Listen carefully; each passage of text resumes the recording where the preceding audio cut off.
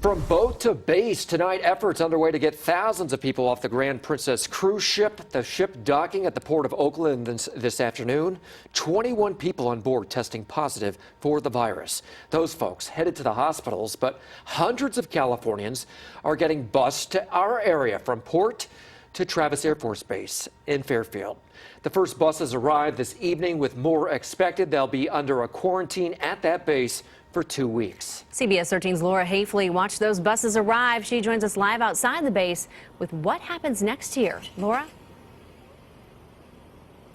Well, as you said, 2 buses, 1 van arriving here at Travis Air Force Base just a short time ago. Now, the first bus that went by, we couldn't quite see inside of that bus, but the second bus we could see clearly. And first of all, it was packed. Second of all, most, if not all, of those passengers were wearing some kind of face masks. Now, we were told that there would just be those 3 vehicles arriving on base tonight, but just a couple minutes ago, 2 more buses went through these gates here at Travis Air Force Base, flagged by 2 CHP officers. Now, we don't have it confirmed if there were passengers on those buses, but they certainly arrived in a similar fashion. Now, what we do have confirmed is right now 150 people here on Travis Air Force Base from the Grand Princess cruise ship that was docked in Oakland, California today. Now, none of those people who arrived on base here tested positive for the coronavirus, and none of them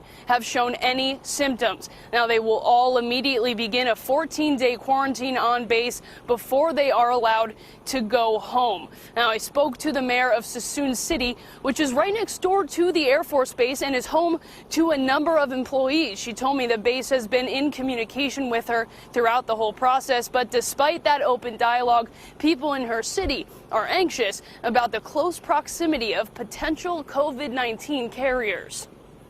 See, the issue really is that at Travis, most of those people who work here live in our community. So the people who work there, our military members, were safe, and we're going to have any contact with people who could have coronavirus, or even people who were quarantined from coronavirus.